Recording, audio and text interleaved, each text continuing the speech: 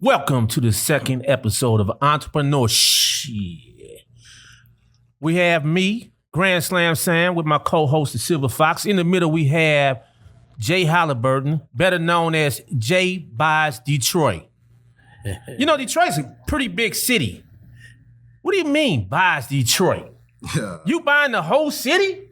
Hey, man, I'm trying to buy as much as I can. Nobody can do that. How can you do that, brother? Oh, man, with a little bit of leverage, a good plan, a good vision, you can make a lot of things happen. So tell us, what exactly do you do? What does Jay Buys Detroit mean? Okay.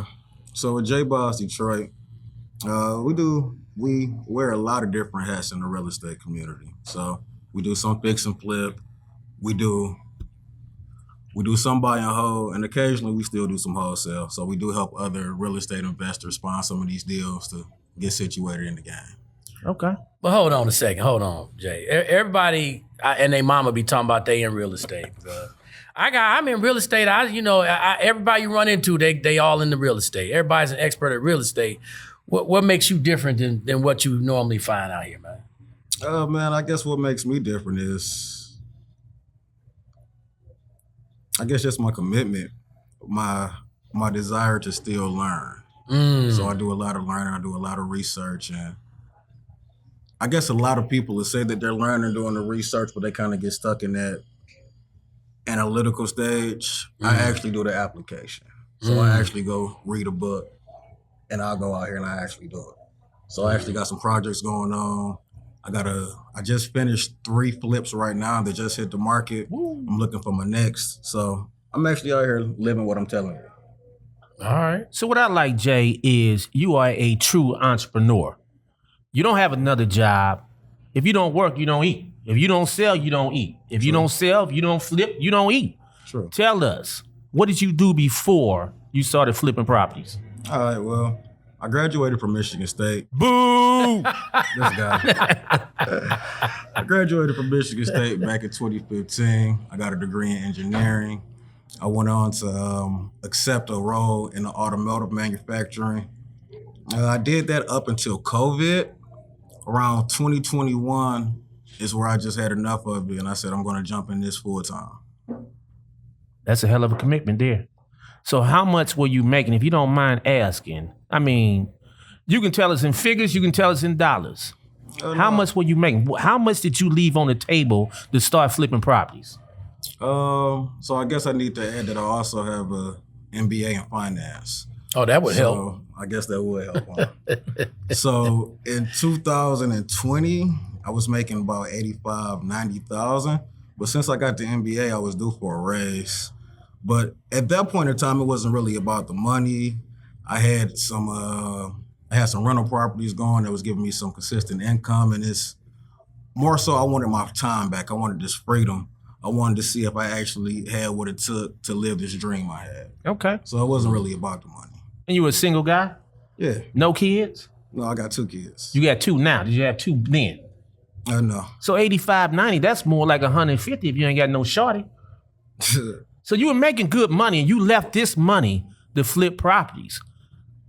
What piqued your interest with the real estate market? Well, I guess going back to the single thing, I do have a girlfriend. I'm just not married. Uh-oh. This will be televised. Tell the truth. Definitely will, won't it?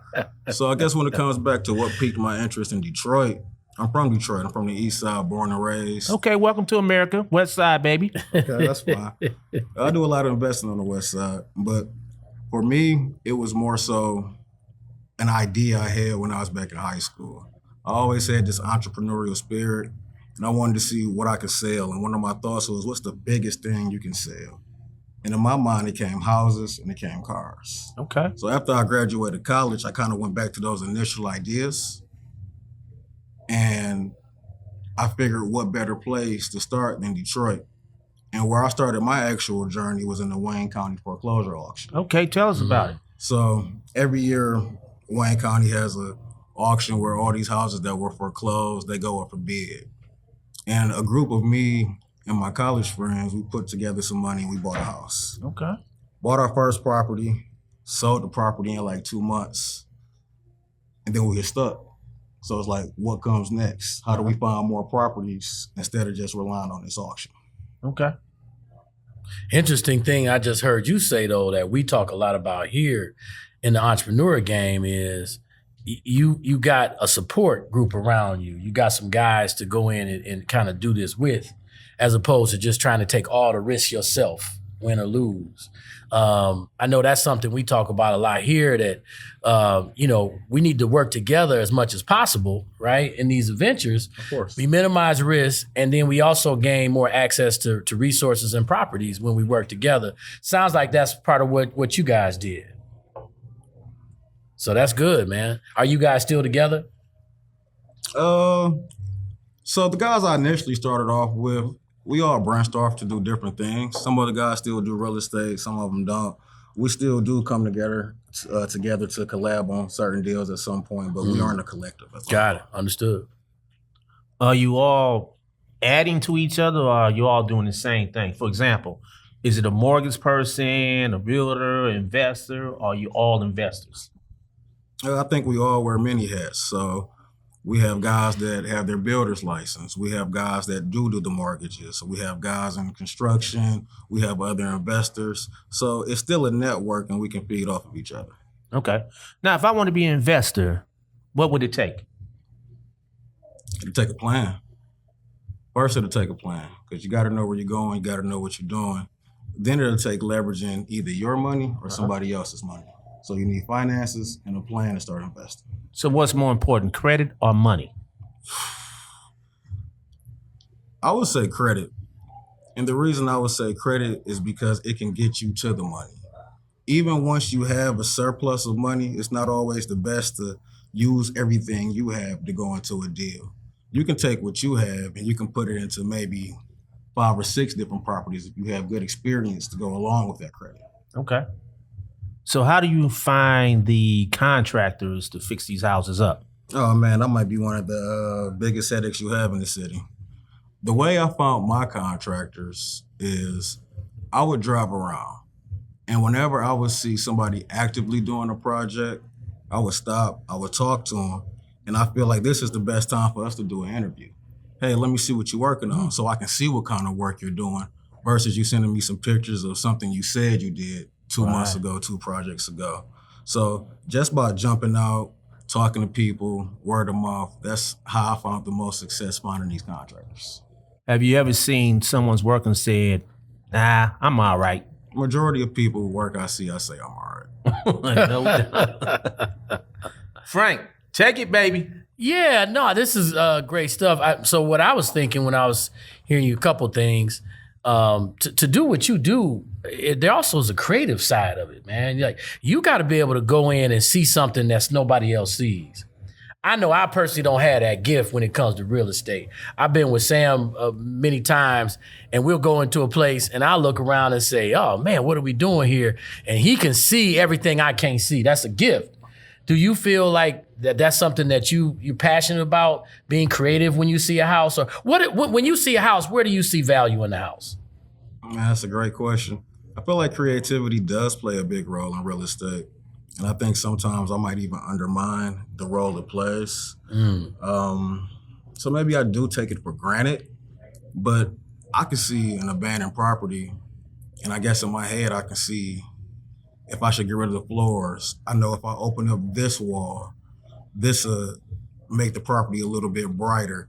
I know the type of kitchen counters that sell. I know the tile work. So I guess for me, also being a realtor and being in a lot of these different properties that do sell, it kind of helps feed my creativity. So when I look at something abandoned, I already know what the potentials are.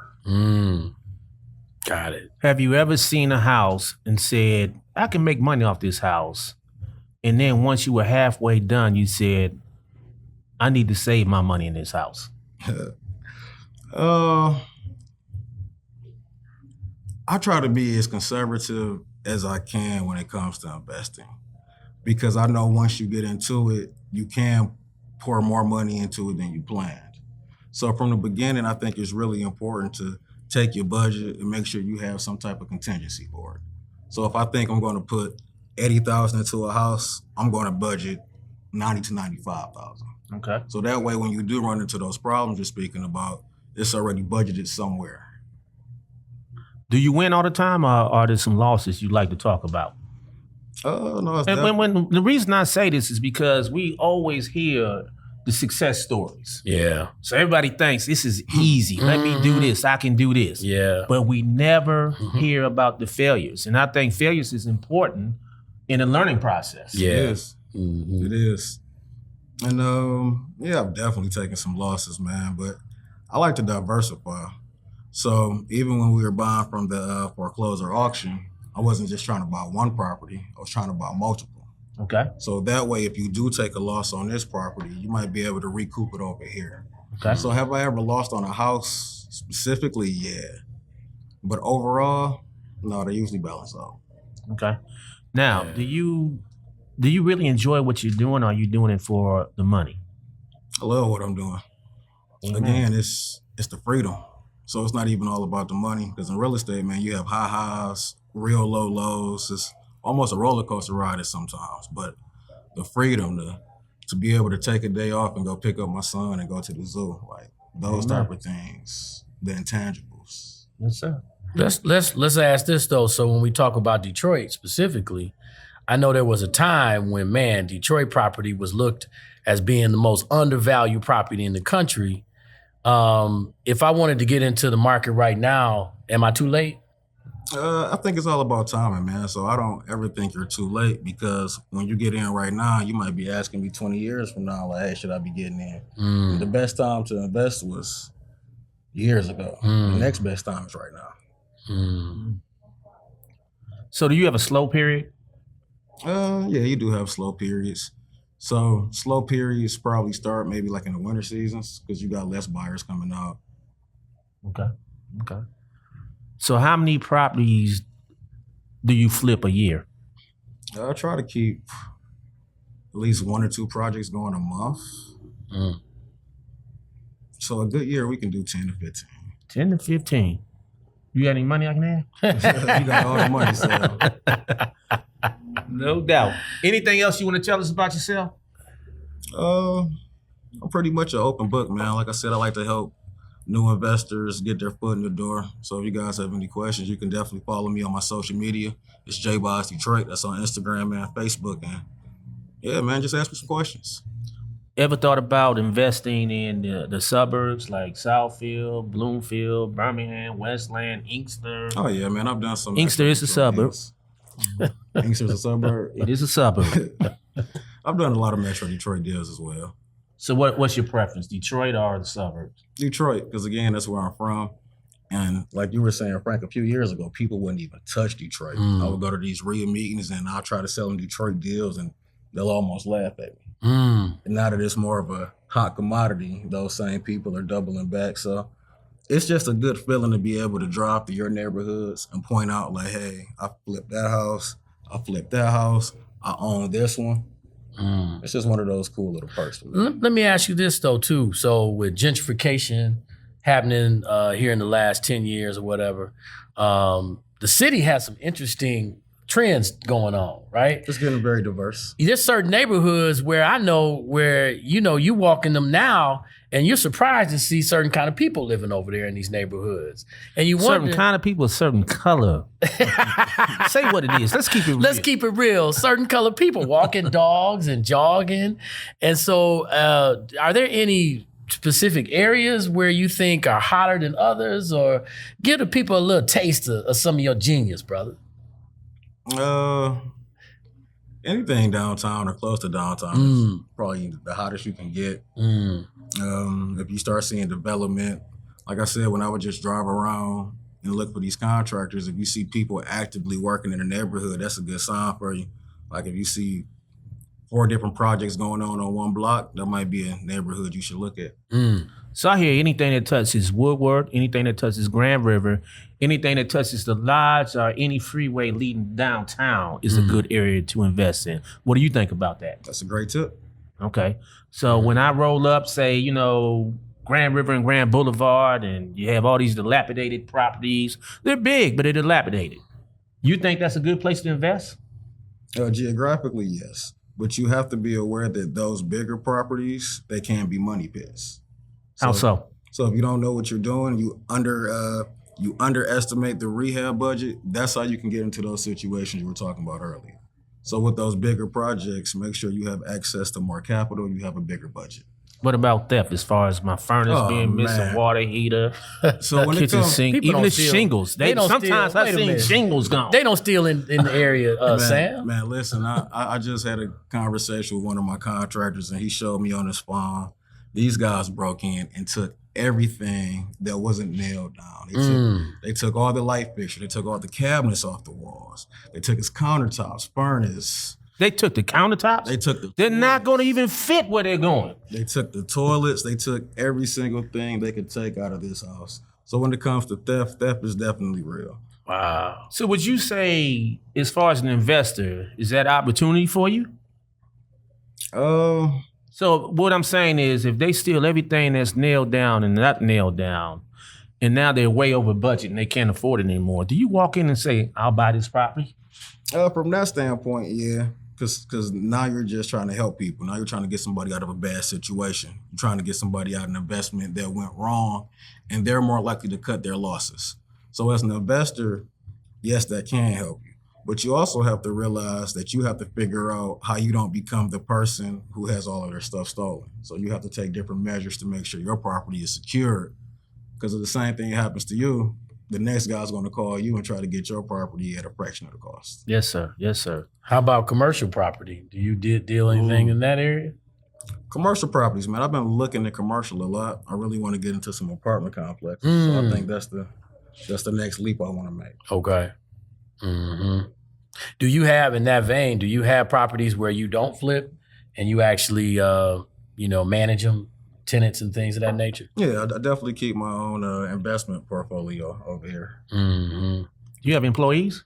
Yeah, I've had some employees. Right now, I don't have any. Okay. Unless you count the virtual assistants. I do have a few virtual assistants. Okay. I think we should rewind and start from the beginning, because we want to help people out here who want to invest in properties. Invest in properties, why? Is that generational wealth? Is it the best way you know of to make income? Or why properties? Why not the stock market? I believe in the stock market as well, honestly. With properties, it's just tangible. It's something you can see. It's something you know exists. A lot of people look at numbers on the screen like the stock market and don't even believe it's real. It can be up 100% one day, then down 200% the next. Right. But with real estate, you have a piece of land. They're not making any more land. So you always own that land. Okay. So that's why a lot of people choose real estate over stock market or the Bitcoin. Okay. So step number one, make sure my credit is tight. Make sure I have, a couple of dollars in the bank. And you say I don't need to have a lot because credit's better and you can leverage it. You can leverage it. Step number two, how do I find a property? So if you're just starting out, I think what I would do is I would get with a real estate agent. And they can send you lists of properties that meet your criteria to your email. Also, you can look at Zillow, you can look at Redfin. But when you look at those sites, you got to realize everybody else is looking at those sites. So if you are to get something from there, you have to move extremely quickly. Okay. So I find this realtor. Okay. How do I know the realtor is not just concerned with a commission? How do I know this realtor is actually going to help me achieve my American dream? Because as an investor, you aren't only relying on the realtor's word. You're running the numbers. You're making sure that this deal works for you, even despite paying a realtor.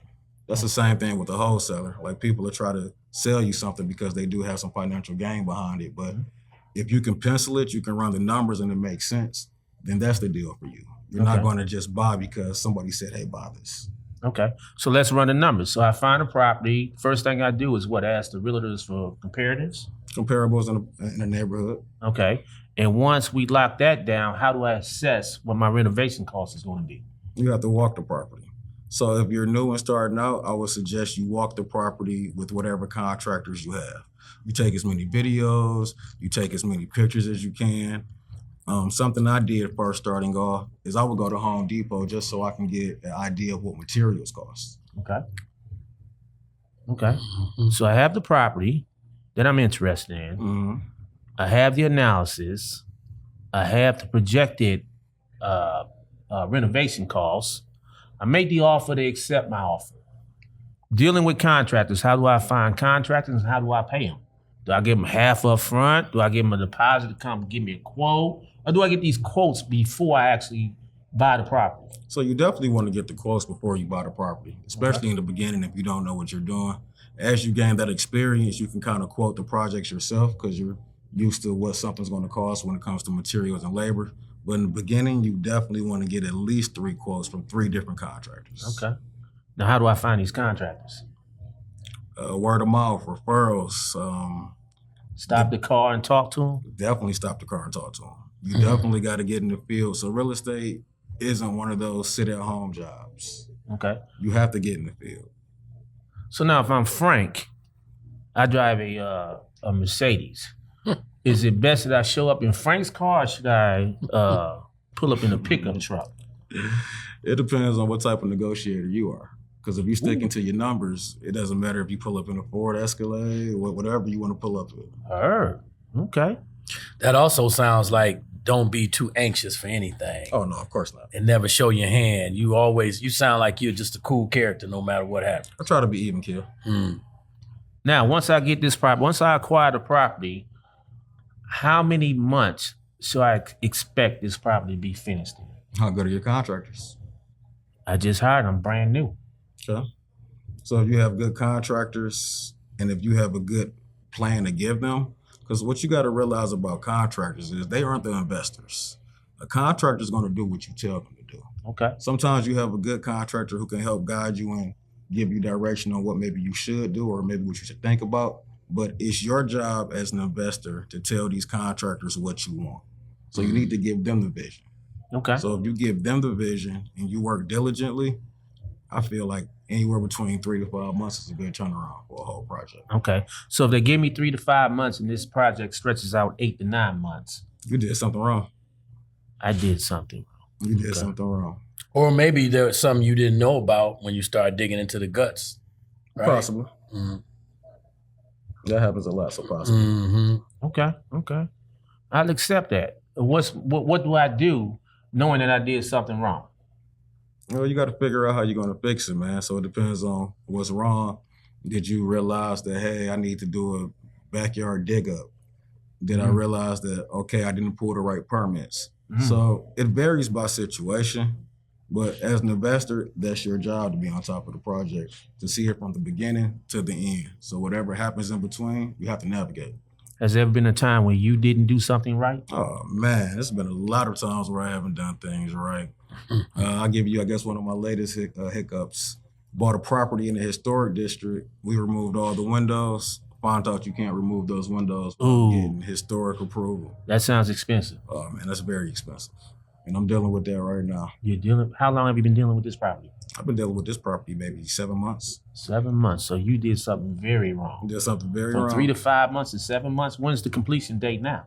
The completion date is still TBD. We're getting the windows manufactured now because we have to replace them.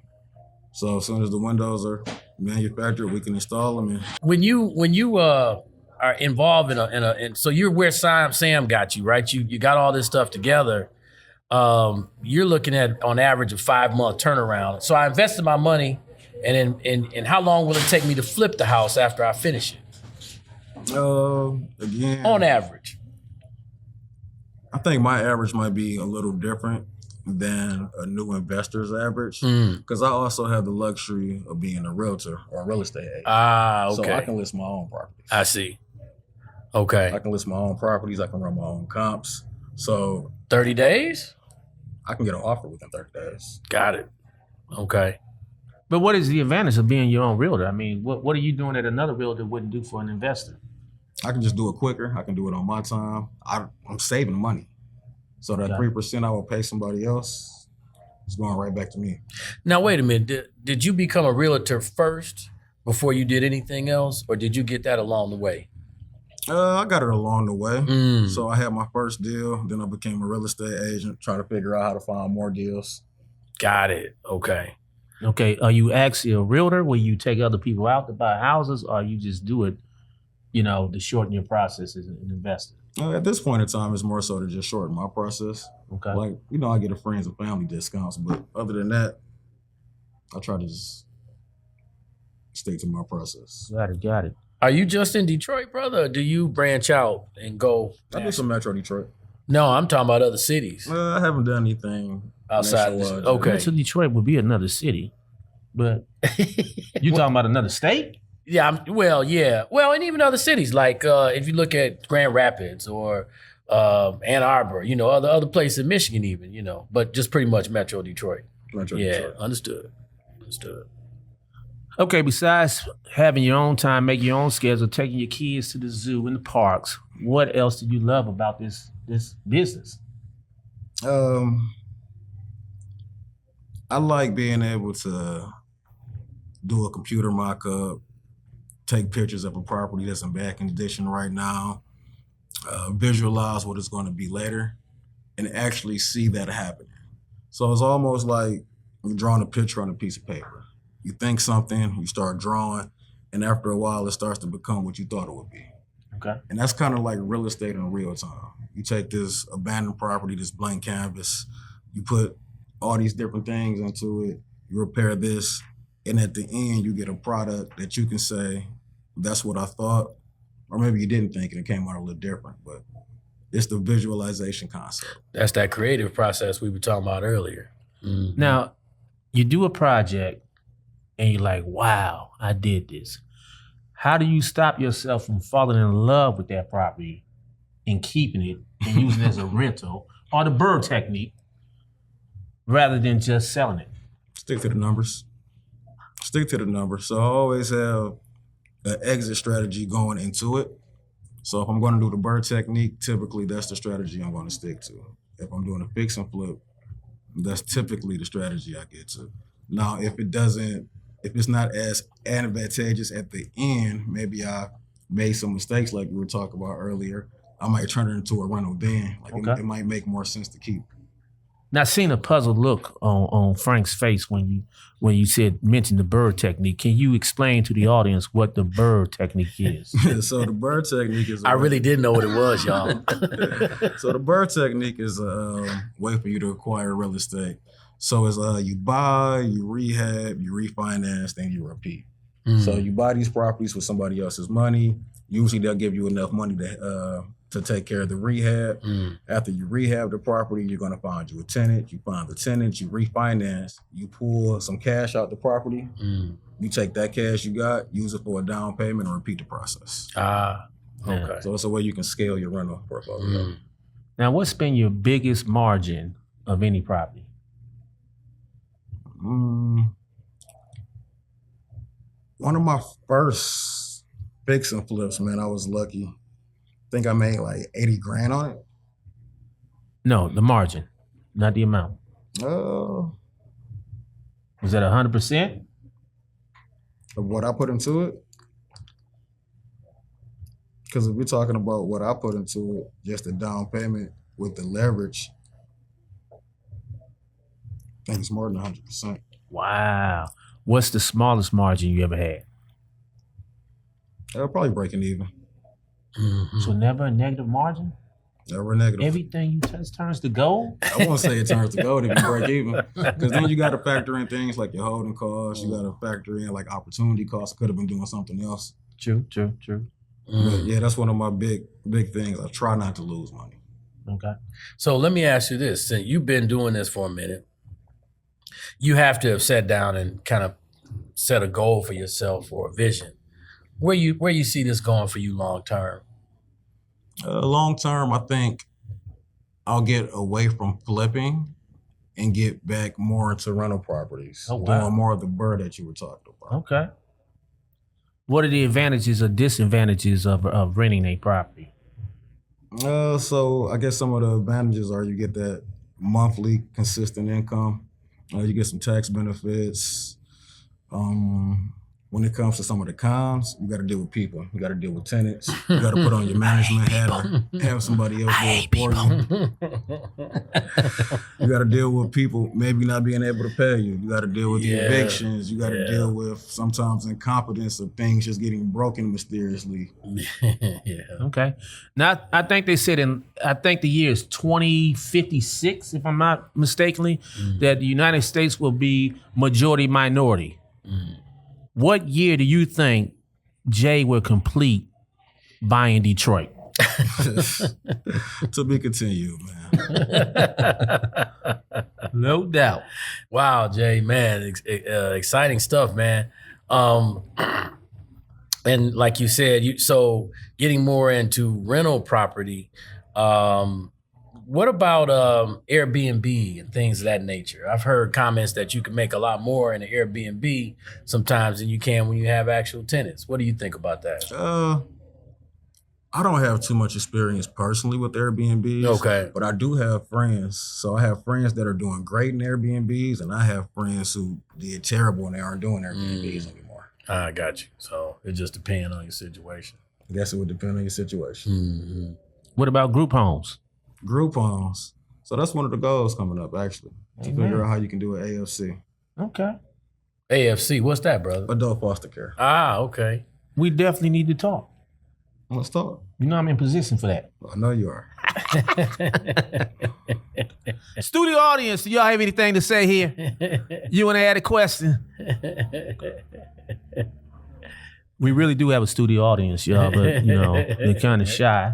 So we're going to keep it moving. Yes. Yeah. Good stuff, man. I'm excited about about your success. Oh, thanks. Man, just the other thing I like about what you got going on. You said you're doing 2 flips a month. Yeah, I try to stay Man, busy. that's 24 flips a year, brother. That's major, man. Thanks, man. Yeah, I've never done 1 flip ever. So you know what I'm saying? I'm excited to be sitting next to a guy that's doing all the stuff you're doing, man. We got to talk too. I want to get into the flip game, cousin. Frank, whatever I know, man, I tell you, I'm an open book. Well, there it is. Y'all heard it here first. I'm going to be in the flip game. He going to be interviewing me next time. About a year from now, maybe. 2026, let's make it happen. Let's make it happen. 2026. All right, peeps, if that's all we got, you know, I guess we'll be signing out here. Any last words, Frank, Silver Fox? Hey, I just want to tell you guys, our goal is to come to y'all with meaningful, value-added information that you can take and build. Sam and I are committed to our community, and we just want to see everybody win, and we want to see everybody successful. So thank you for helping us make that happen today, my brother. You are a blessing and a godsend. And everybody, let's go buy some property.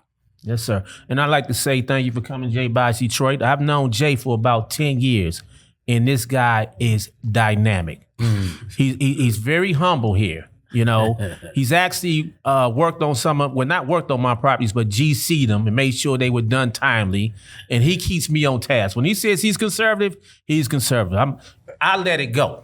You know, there is no budget, you know. Sometimes you want to keep properties, sometimes you want to sell them.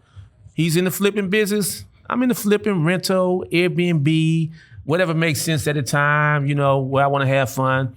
But I gotta say, hey, this guy, I saw him when he was getting properties from Wayne County, what he was doing as far as flipping them, how he's been a student of the game. He continues to be a student of the game, and he's always willing to help. It's never been one time where I've called Jay and he hasn't picked up the phone. Well, it was one time, but he called me right back, you know. But I got to say, I appreciate you, Jay, and thanks for coming on the show and sharing your knowledge. Yeah, man, I appreciate you both, and thanks for having me. All right.